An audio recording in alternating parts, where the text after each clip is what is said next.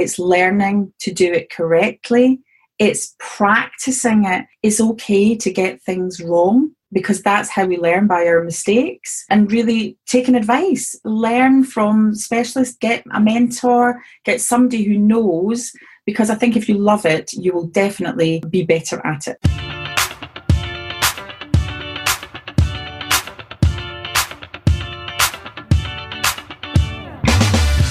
Hey y'all, welcome to Selling with Social, the podcast that helps marketers increase marketing qualified leads, sales reps to shatter sales results, and sales leaders to grow as leaders. Each show, we interview sales, marketing, and social media practitioners, leaders, and influencers to help you connect, close more deals, build stronger relationships with clients, and improve your sales productivity. I'm Mario Martinez Jr. You're now listening to Selling with Social. Alison Edgar from across the Atlantic. I'm so excited. Thank you for joining me today on Selling with Social, my friend. Hi, Mario. Thank you so much for having me. After all my little gifts on Twitter, I'm so glad you picked me. You're very welcome this is an interesting story for our listeners who are listening into Selling with Social. Welcome. But interestingly enough, I actually met Alison as a result of becoming social friends. And Alison did something very intriguing. She obviously had been following the podcast, Selling with Social, and myself. And then one day, out of the blue, if I'm not mistaken, Alison, you sent me a tweet and you're like, hey, I'd love to be part of the podcast. And I was like, who's this person asking me part of the podcast? But then you caught my attention with different types of GIFs and memes that were actually animated saying, hey, let's talk, pick me, do this, do that. And I thought, wow, that was very intriguing. She's actually working really hard to get my attention. And nonetheless, I'm so glad you did, because now we're actually having a phenomenal conversation, and I've enjoyed getting to know you, Alison. Thank you so much. Oh, you're welcome. I know. I think my favorite one was Christina Aguilera, the pick me, pick me. That one seems to go down quite well. Where she's pointing at herself to her head. And I remember that from the voice where she's like, pick me, and her finger is pointing very straight down to her head when she's lifting it up in the air. That's funny. Yeah, so let's talk a little bit about you. You've got your own sales coaching company, Sales Coaching Solutions. You are also what we call the Entrepreneurs Godmother. Now, this one I'm very curious about, because I love your branding called the Entrepreneurs Godmother. And I'm curious, where did this title come from?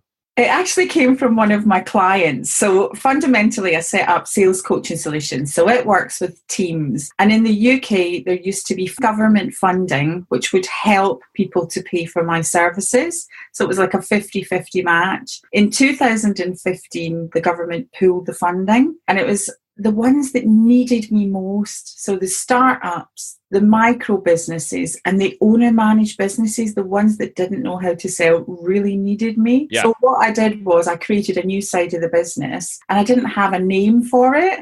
So it was just Alison Edgar. And I thought, that's a bit dull. So I phoned one of my clients in London who makes gin, amazing gin. And I said, I need a name. And he went, that's easy. And I went, is it? He said, yeah, you're the Entrepreneur's Godmother. And I so am the Entrepreneur's Godmother. But it is quite funny, because with the branding, sometimes people don't read it right and they call me the Entrepreneur's Grandmother, which is quite funny as well.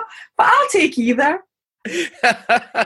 Grandmother, godmother, it still works. The connotation is the exact same in terms of the matriarch, if you would, right? Yeah, I like that. I like it. So the Entrepreneur's Godmother. And so your target market folks that you work with are what segment of the group? Is this the small business or medium or enterprise? Where do you play at?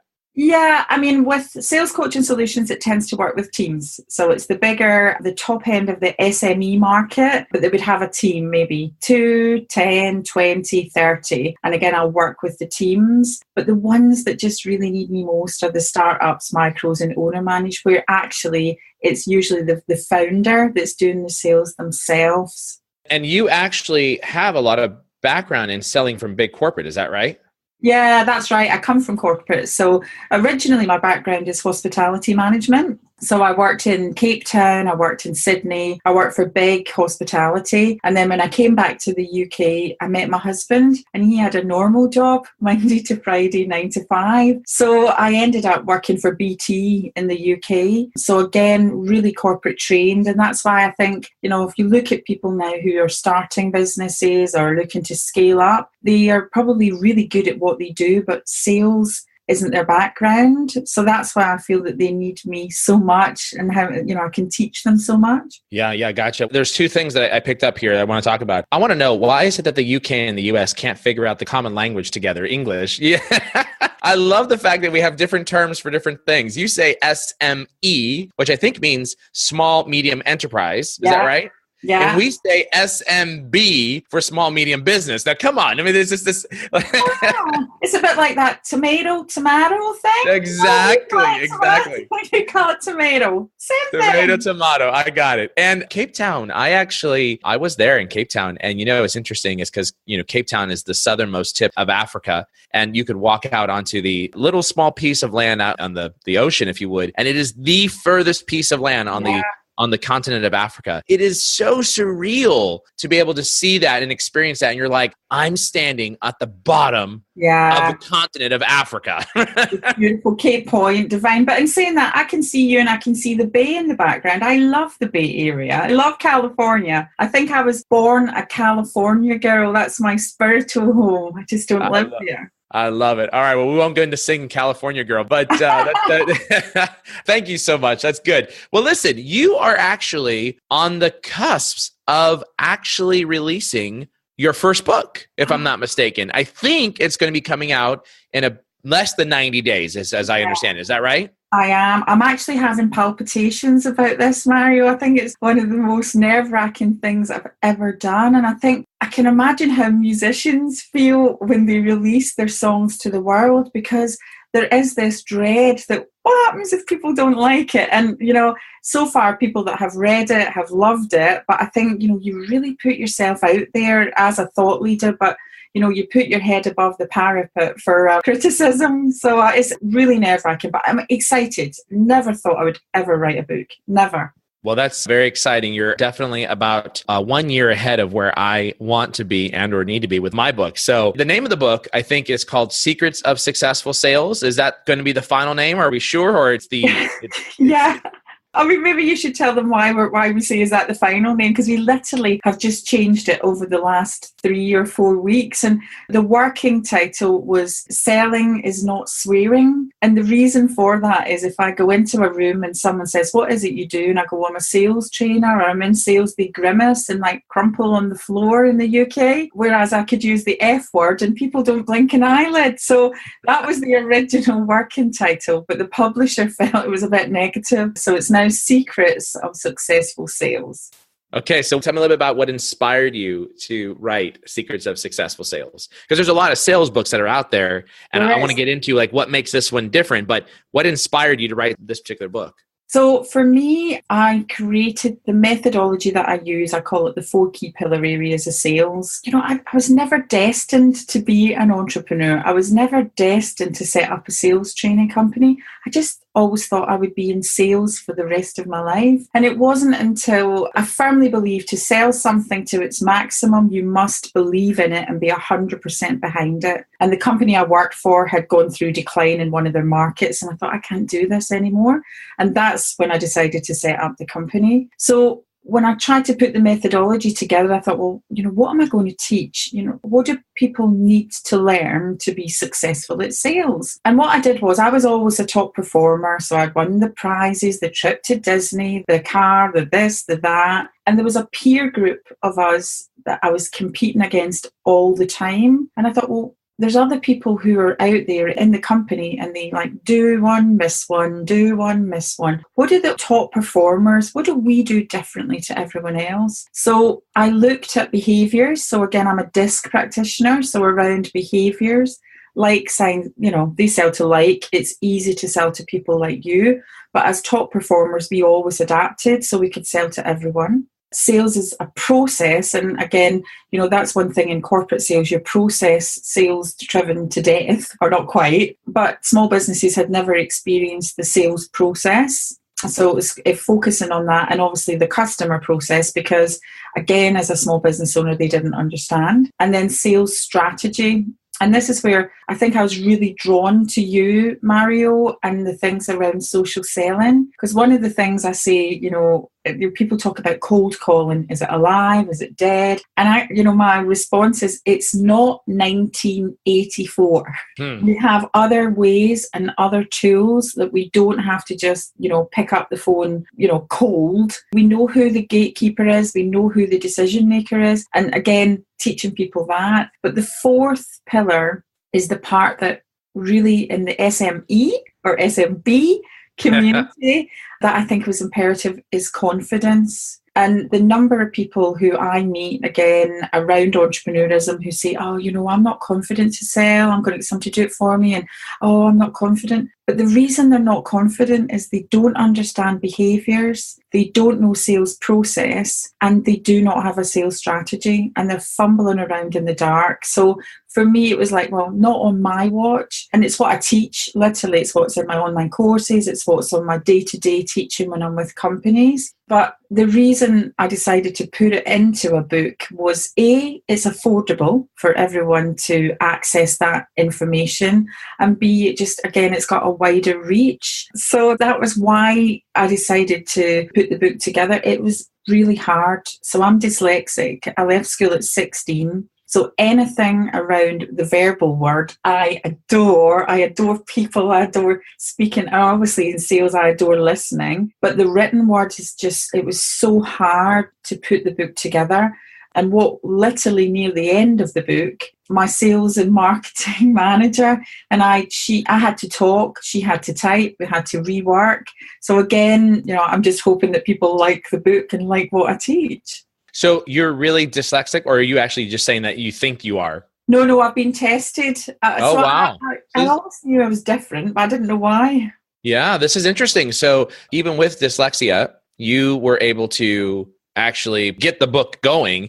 And that is an interesting story too, like overcoming some of that challenges and adversity that you may have, both from a mental perspective, like, will people like it? Should I do it? Will it be okay? Is it the right message? And then also dealing with the disability on top of that. And for those people that don't know, just tell us what dyslexia is. So for me, I really struggle to read in the right order and also write in the right order. So for me, I can look at it and think that's a perfectly formed sentence or a perfectly formed paragraph. And even when I read it back, I can't see the disformity in the words. And it's not, people say, you can't spell. And I knew that I was different. But when I came back from living in Australia, I was working in and around optometrists. And, one of them, I just thought I couldn't spell. I just thought it was a bit different. And they did all the tests and they went, no, actually, you're severely dyslexic. So I think, coming back to mindset, because we do obviously talk about mindset in the book, something happened over the last, I would say 18 months. So 18 months to 2 years, because I thought I couldn't write. So I thought I couldn't blog. I thought I couldn't write. I just, I had a total, fixed mindset. I can't do that. And I work in my team, I love young people. I adore working with young people. So all my team are fairly young. They come as interns and I keep them on. So 2 of my interns were English literature graduates. And they would say, I'm going to write a blog on this. I'm going to write a blog on that. And I go, that's fine, because I can't do that. And then one day I went, hang on, who tells me I can't do that? The only person telling me I can't write a blog is me. So the girls went home and I thought, I'm going to write a blog. And it was to do one of the most common things that I, come across, especially in the, the small business market, is the difference between sales and marketing. So I have an analogy about the difference between sales and marketing. And what I say is, like, marketing will put the tee in the ground. I used to play golf, so it's got a lot of the things in the book are about golf. So the tee goes in the ground and the ball goes on the tee. So that's marketing. They're doing their magic. Us salespeople, we come up, whoosh, right down the fairway, on the green, and we put it in the hole, because only when the ball goes in the hole do we make any money. But usually the marketing guys will go, no, Alison, you're so wrong. This is so wrong. What happens is marketing put the tee in the ground, put the ball in the tee. We put it right up to the pin, and you sales guys tap it in and take all the glory. So that's like my analogy. So what I did was I wanted to get that across in the written word. And that was the first ever blog. And I, got the girls to check the spelling and I put it out on LinkedIn. And the feedback was amazing, Mario. Literally, people that I didn't know loved the analogy, loved the way I had written it, and again, the way that I speak. And it gave me confidence to then think, well, yeah, you know what? It was only me that was telling me that I couldn't do it. And that was the next step. That's fantastic. Well, I do agree with you, although I have a different perspective on sales and marketing. And it's really about, marketing's job is to message and broadcast one to many, where salespeople is really laser focused one to one. Yeah. And I really do believe that salespeople need to become modern marketers. Yeah. And marketers need to think like a modern salesperson, right? Yeah, definitely. In terms of attracting its marketplace. But, I want to get into some of the concepts that you and I had talked about prior to this podcast. And that was some of the advice that you give inside of the book. And if you could just share with us one piece of advice from the book right now that every listener must do to become more productive and more successful at selling, what might that piece of advice be? I think you have to love sales. So I think it makes it easy when you love something. So how do you learn to love sales, which again is in the book? And I think it's, I go back to a golf analogy. When I started to play golf, I hated it because I didn't know what I was doing. So I think it's learning to do it correctly.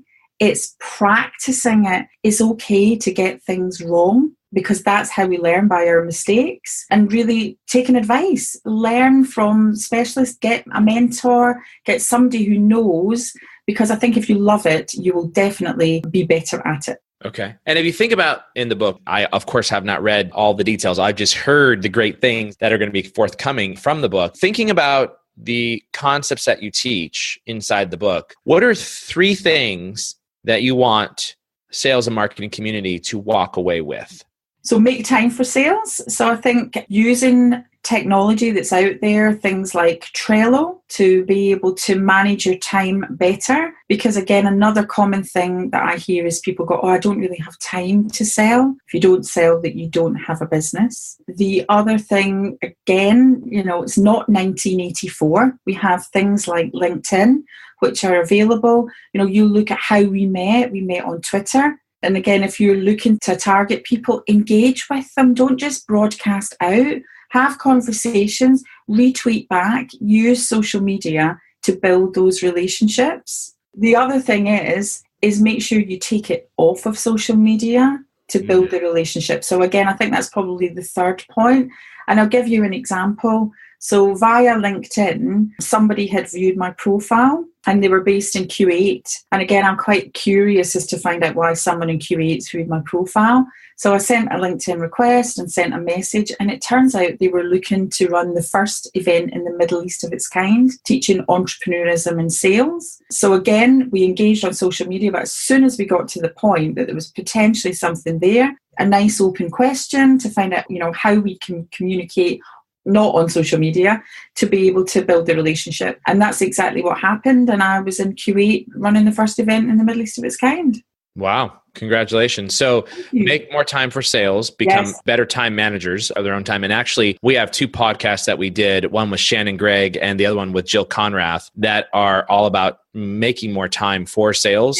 Yeah. And so I cannot disagree with you. But one of the challenges, though, that we find, especially if you are a small business owner, but as the same issue pops up even in corporate sales for the SMB and enterprise salesperson, is that at least 50%, if not more, of our time is spent on admin related work. Yeah. Non-sales productivity based activities. What do you do in those situations? What do you recommend for salespeople who are being pulled with, do this report, do that report, fill this form out, review this piece of content? What do you recommend? Is it a message to the marketing leaders and sales leaders about get your act in order? Or is it a message to the salespeople of suck it up and do the non-productivity-based activities in non-business hours? Or is it both? I think it's both. I think it's okay to challenge, especially if you're part of an organization. I think that's why I knew I was an entrepreneur, because I challenged everything all the time. I wasn't a yes person. I created my own beat. But I think, sales for me is a bit of a calling, and it's not a Monday to Friday 9 to 5 job. If you think that's what it takes to be an overperformer, so go back to where we started. Then if you think you can do that Monday to Friday 9 to 5, well, maybe you can. But to me, it's highly unlikely. And that's why, to be fair, that's why salespeople get paid the big bucks, because they're fundamentally holding, the world in their hands. So, the top tip is never do your admin in peak selling time. You know when your customers are coming in, when you'll be able to engage with them, when you're going to be there. So to me, and that was another thing, that all admin tasks were done out of the 9 to 5. So manage your timing. The way that I do it is based sort of around Stephen Covey's 7 Habits of Successful People, the rocks in the jar. And what I do, again, to make it easy for people, I don't do rocks in the jar. I use basketballs, tennis balls and ping pong balls. So when you come in and you make your Trello board, we're big users of Trello because it's free. We love it. So you'll have your first column will be your basketballs, and those are the things that you need to do urgently. So not replacing your CRM in any shape or form, but if your boss needs a report and you do it, then it's like a weekly, don't leave it till 5 minutes before, because actually it started off as a ping pong ball, and then by day 3 it became a tennis ball, and then 5 minutes before is a basketball. So by managing the balls, because we all know if you get a basketball in the face, it's quite sore, or if you drop the basketball, somebody somewhere is not going to be very happy. So again, I think, and that's another interesting thing around salespeople, because the overperformers, the stars, they were always hot on the paperwork, and they would do it, they like to own it, but they would never do it in peak sales time. Yeah, good point. Interesting. You mentioned that you were always a challenger inside of the corporation. So was I. It got me in trouble. Yeah, surprise. Got me in trouble many, many, many times. But here's what I would tell listeners who are listening in, and this is especially true if you're working in a corporation, you've got to ask why. There was another podcast, and my goodness, I can't remember the guest, but it's ask why at least 5 times. Yeah. Why is that the case? Mm-hmm. Well, why did we choose to do that? Yeah. Well, why is that? Did we make that choice if this is the result, right? And if by the time you get down to the 3rd, possibly 4th why, you're going to end up in a scenario where you're going to say as a leader, well, geez, that's a great question. I don't know why. And either it's going to be, I don't know why, just please do it. Yeah. Or I don't know why. That's a great point. We need to figure that out. And so as salespeople, we need to challenge, I think, the norm. Corporations start developing these processes. Yeah. And oftentimes it's people who have no idea what is really going on in the field. Agree. Or it was something that was, to your statement, it was so 1984 when we developed that process. It was.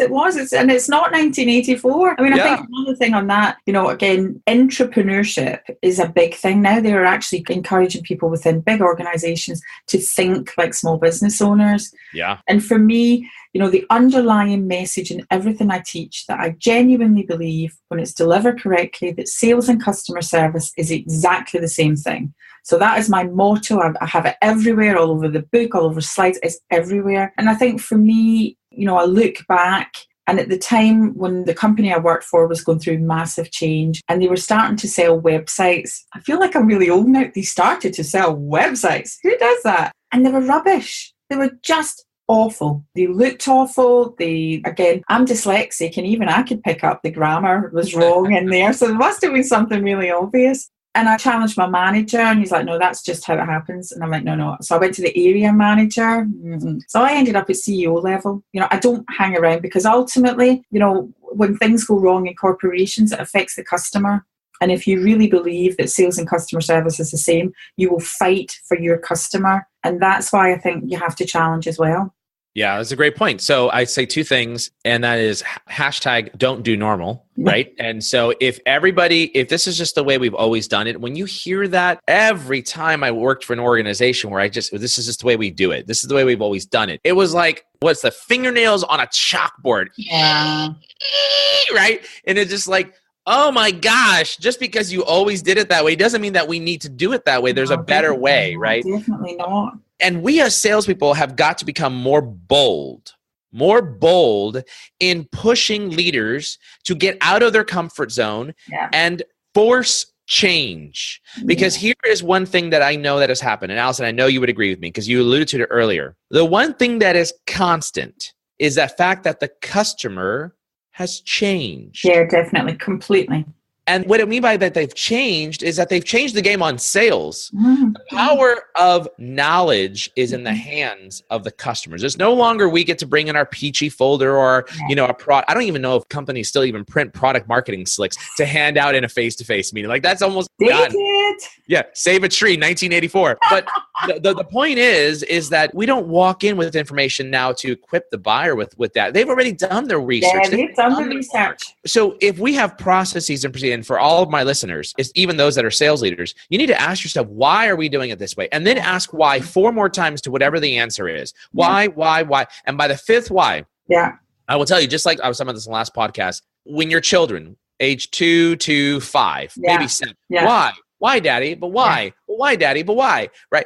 And by the time you get to the 5th why, you're like, I don't know why, just because, just do it, right? And so the same applies, though, internally. You got to get to that point where you, at some point with my son, recently he asked me a question and it was just why, and then why, and then another why. And finally I was like, I don't know why. That's a good question. I need to look that up. Well, you know that he's going to go into sales because that's just all we do in sales, isn't it? We just ask why until you get to what the customer needs. So again, it's the same. He's going to be like his daddy. Maybe so. The other one that I agree with you on is really becoming #customer obsessed. And I think we fail at that, especially in the pre-sales process, legal, finance, business. We're all so concerned about protecting ourselves. One of the challenges I've seen, especially in contract negotiations, is that we put these terms and we tell them the customer's just going to have to accept this. Yeah. Not necessarily. I mean, they could go do something else. Now, negotiations is a give and take process. Yeah. I've pulled this one, I couldn't even tell you how many times, where I said, okay, you know what? I understand that we need to go this route. Here's what I need to do. Legal, business, finance, sales operations, whoever it is that's helping negotiate the contract. I need your help. What do you mean you need my help? Well, I think I'm going to have a difficult time selling this. So what I'd like to do is I'd like for you to join me on the call. Yeah. And I'd like for you to go ahead and pitch this particular sentence or why we can't do something or why we can't agree to this term. Because to me, it makes sense. Yeah. But for you, clearly, it doesn't make sense and it doesn't make sense to the business. So I need for you to get on the call and I need for you to pitch it to the customer. Yeah. Now, as soon as you put one of the business leaders in the position of like, what, you want me to pitch? Either it's a good enough reason and they're going to be able to defend it. Yeah. Or they're going to be like, well, okay, all right. Well, maybe instead of doing that, what we can do is, now we can change it, right? So I think that's one thing that people also need to do in terms of being customer obsessed is if you get an answer after 5 whys and it is the answer, then challenge the individual to say, all right, I need your help. Yeah. Not in a confrontational way, like, fine, then you present that, right? No, but I need your help. I can't do this alone. I need you to join me on the customer call, and I need you to pitch that to the customer and to their legal team or procurement or negotiations or the buyer or whoever it might be. Does that make sense? Yeah, because I think ultimately in sales, it's a win-win, isn't it? So you've got to get that win for what the customer wants and what you do. And I think sometimes this is where, again, like when I'm doing customer service training, it's the internal customers. And I think more companies should spend more time training the internal customers to work together to really serve the external customer at the end. And I think that's where, some corporations, some businesses fall down. Yeah, for sure. Absolutely. One of the things that we talked about in our pregame show is this concept of stars. Yeah. And first off, I want to understand, like, what the heck does it mean, this concept of stars? But I think it was based upon like some sort of sales conference that you attended. Yeah. Tell us a little about this concept of stars. So I'd gone to a sales conference and it was like about 250 salespeople from one company. Now, we all know that salespeople really quite like to be in amongst it and talking. And I was sort of listening and everybody's like, yeah, I'm smashing targets. I'm doing this. I'm doing that. And you know what, Mario, some of them were, but they weren't all doing that. And I'm not pigeonholing salespeople, but you get people like the fireworks. So they come in, it's their first campaign or the first round, and they're big hitters. And then they kind of fizzle out like a firework. And then we've got the steady Eddie that's maybe been there for years, and they hit target and they just plod along. And then you find the ones that are in the wrong job. So actually, sales is not for everyone. They think it's really easy. You get the flash car, you get the big bucks, but it's not for them. And then we've got the fantasist who sometimes does the over forecasting. Maybe their glass is a wee bit brimming over.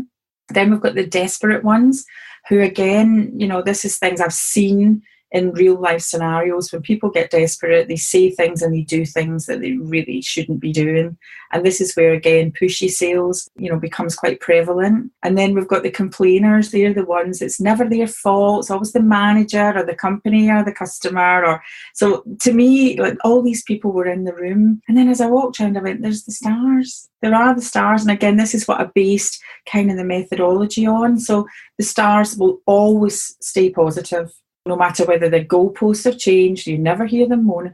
Stay positive and they get on with it. They're tenacious. So they will always keep going. They will always follow. Even when they get the no, they'll go a little bit further. Always laser focused to target. They could tell you any minute where they are to target, how much money's in the commission pot. They are laser focused and they're resilient. So it might be bad, they might get cancellation, but they just, they're resilient, they pick it up and they go. And that's why they're successful. So that's where the analogy of the stars comes from. It's looking at, that room of 250 salespeople and just, having it. Sometimes, again, in sales, you know what it's like.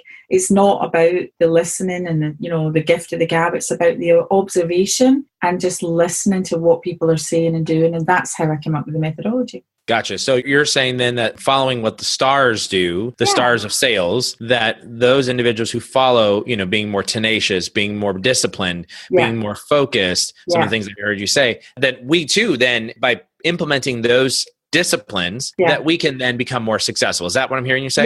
Yeah. So, you look at the ones, the fireworks, the steady Eddie, the wrong job, the fantasists, the desperate and the complainer, they could be the stars. You just have to follow what the leaders in those fields are doing. Yeah, gotcha. Well, I want to ask you a couple last questions, but one of them is about sales leaders. And for sales leaders who are listening in right now, what one piece of advice would you give them? Keep looking for the new stuff that's going on. Don't stick to habits. Things are changing all the time. It's not 1984, but, read what other people are doing. And we were talking before. You look at Dan Disney, who you've already interviewed. Now, the stuff that he's doing around sales and social is complete thought leadership. It's funny, it's witty, it's engaging. You don't want everybody to be the Dan Disney, but just look for your own thing. And that's how you will engage your audience, or that's how you will engage, your team members, or, even up here, if you look at big corporations, just stand out, do something different. And again, coming back to the Entrepreneurs Godmother, there's loads of sales trainers, there's loads of people that write books, but there's only one Entrepreneurs Godmother. Find your own thing and then just, go for it to the max.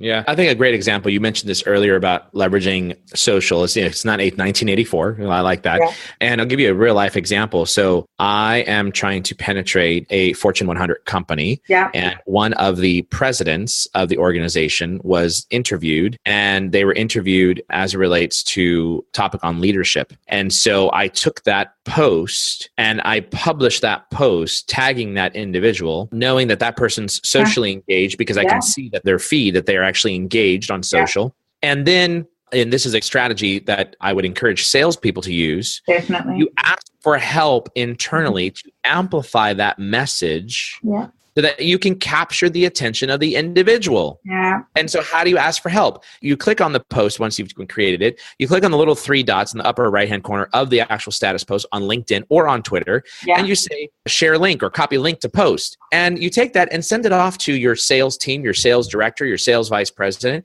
and say, do me a favor. Can you help me by amplifying this message? Because I want to capture this person's attention. I want them to see that we're genuinely interested in this material.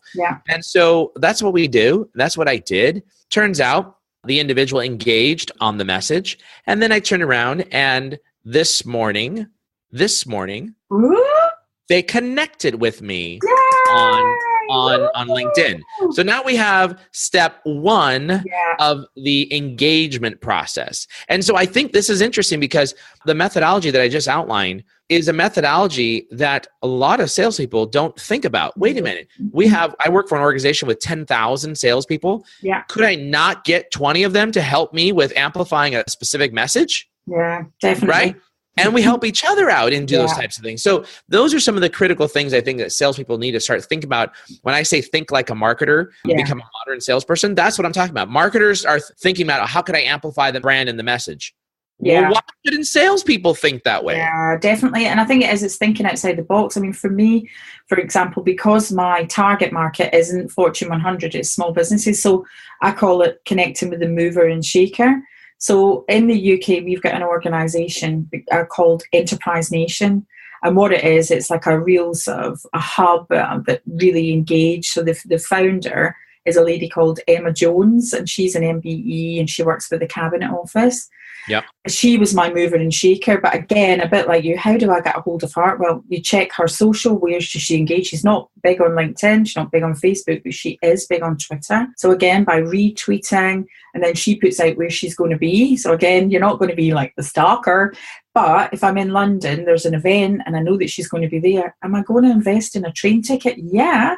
So, when it comes back to, I was voted one of the UK's top 10 business advisors. Well, that actual competition was run by Enterprise Nation. So when it came to choosing that, I had put in a strategy in place. What could I do to help her? How could I help her members? So again, it's like sales, you never talk about you and what you do. It's what you can do for them. And I think that's where really getting engaged with them and doing something for them pays dividends. And I completely agree that more salespeople need to think, about how to engage and what to do. I mean, one of my biggest pet hates is on LinkedIn where people just go, buy my product, buy my product. The private message you with like, buy. And it's so not how to sell. We wouldn't do it in the real world. Why are we doing it on social? Because it's such a big turn-off. I mean, it is always, again, the fundamental, I know that the people that listen to your podcast are at a good level in sales. We're not at basic level here, but it's fundamentally, good open questions and really starting a conversation, because that's all it is. People will buy people. Yeah, no, it's a great point. But by the way, we have listeners that are brand new at sales. Oh, okay, good. We have college sales folks that are listeners of our show, actually. So they're going through a sales program that is a part of the local college program for a minor or bachelor's in sales or marketing. So I agree with you on that in that regard. Well, this has been a fantastic conversation, Alison. I really enjoyed what you said, and some of the things make a lot of the sense, right, in terms of the direction and how to help salespeople out. If people want to contact you, what's the best way for them to reach out to you? Is it through Twitter? Is it through LinkedIn? Oh, I'm on all the social, Mario. I'm on the social. But the best way probably is to visit the website, which is www.alisonedgar.com. On Twitter, it's at Ali Edgar 13. That's EDGAR 13. On LinkedIn, I'm under Alison Edgar. And then another thing that I have got, which again, using social, I put together a Facebook group about January, so a few months ago, and it's called Entrepreneurs Clan. And we've got 1,800 members in there, and they are just so helpful, so engaging. So if they want to join a community around small business and sales, Entrepreneurs, plural, Clan on Facebook. Well, we'll make sure we put those links into the show notes for this particular podcast. And as a parting question, Alison, I always ask all of my listeners this last question, and that is your all-time favorite movie. What is it? Oh, Coyote Ugly. Oh, wow. Okay. I didn't even have to think about that one. Do you want me to sing a bit of Leanne Rimes? I love a bit of that as well. If you can sing, go ahead. You can't stop the moonlight, Mario. You just can't stop the moonlight. I liked that movie. That was a great movie. Okay, so Coyote Ugly. All right. Well, we haven't had that one on the show yet. Fantastic. Hey! Alison, it was great having you on Selling with Social. Thank you so much for joining us on the program. You're very welcome. It was honestly my pleasure, and I'm glad my gift worked. Pick me. Pick me. All right, Alison. Thank you. Thanks. Thanks so much for joining me on that episode of Selling with Social. I hope you found as much value in that episode as I did. Here's what I want you to do next. Please go to www.vengreso.com. That's VENGRESO.com. VENGRESO.com.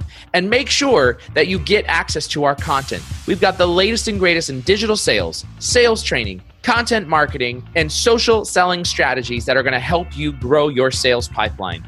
I look forward to having you on the next show of Selling with Social. Make sure you also go to vengreso.com/podcast to be able to get access to the latest and greatest Selling with Social episodes, along with any of the other episodes that we've got from Social Business Engines with my friend and partner, Bernie Borges, along with Conversations with Phil with my friend and partner, Phil Gerbishak.